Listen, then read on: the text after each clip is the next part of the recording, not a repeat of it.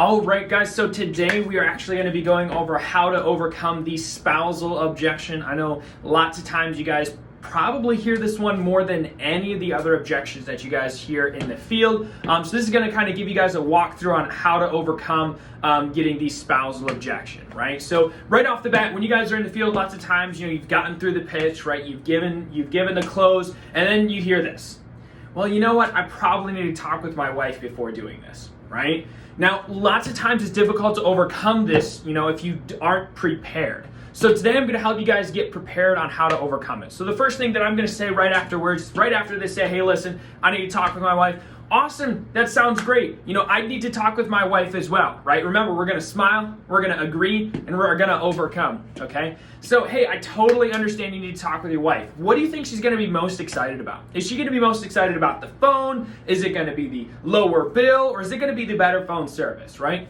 Oh, it's going to be the better phone? Awesome. And then I'm going to sit there, I'm going to talk about the better phone. Okay, so there's a couple things that I did here. So first things first, I agreed with them, right? I was like, hey, listen, I totally understand you need to talk with your wife, right? Then I brought up a positive thing. What do you think she's going to be most excited about? Is it going to be this, that, or the other thing?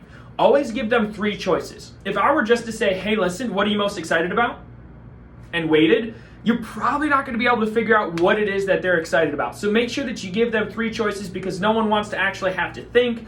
They just want to be kind of told what to do, right? So are you most excited about the phone, the better phone service, or the lower bill? Right? Now remember, in my previous videos, I've talked about people making decisions based on how they feel and not based on logic or rationale, right? Emotion incites emotion. So if somebody says, hey, listen, I'm most excited about the phone. Awesome. We're going to talk about the phone, right? We're going to rehash the phone massively, right? So I'm going to be like, awesome. So Mr. Customer, the biggest difference that you're going to notice between your phone and the brand new iPhone 12 or the S20 or whatever the phone that you're talking about is, the biggest difference that you're going to notice between your phone and this phone is not the fact that the camera is insane, okay? Movie level quality, right? People literally shoot movies with this phone. It's not going to be the fact that the microprocessor is super quick or that the pixels are super fast. No. Mr. Customer, the biggest difference that you're going to notice between your phone and this iPhone 12 is the battery power, right? You only have to charge it once every 2 days. Have you ever woken up in the morning, looked over at your phone, and realized you forgot to plug it in? It sucks, right? It's terrible. No one likes that, right? But the cool thing about today is you're not going to have to worry about that because the iPhone 12 has that 2-day battery life. So what I just did is I gave them a stressful situation, right? I.e. looking at your phone battery and it getting really, really low. And then I gave them the relief, right? The iPhone 12 or the S20. Okay, so that's giving them an emotion to react on, right? If they say that they're most excited about the phone service, right? Then I'm going to talk about FirstNet, right? FirstNet is a great way to not only back up AT&T, but also to put an emotional response into it, right? If you guys want to know how FirstNet is overcome, it is on the channel before. Just look up how to, talk about FirstNet in my channel there. And then, of course, if they're excited about the lower bill, awesome. You're most excited about the lower bill? Yeah, me too. I'm excited. I mean, what are you going to do with an extra $50 every single month? That's crazy. What I'm going to do now is I'm going to give them an actual application for that money.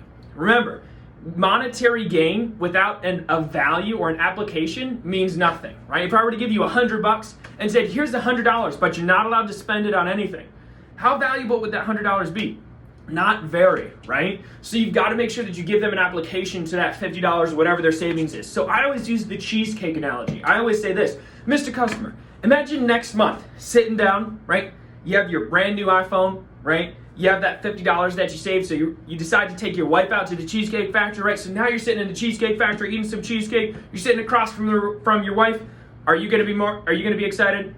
Is your wife going to be excited? Awesome. All right, we're going to go ahead and check to see what we can do. How do you spell your first name, right? So remember, if they have a spousal objection, awesome. What do you think they're going to like the most about it? Is it going to be the better phone service, the lower bill, or the phone? Awesome. Whatever one they say, make sure that you talk about it in an emotional way. After that, then we're going to rehash and close again. Hopefully this was helpful for you guys. If you guys have any things that you'd like me to go over, feel free to post in the comment section below and I should be able to go over it. Have a good day.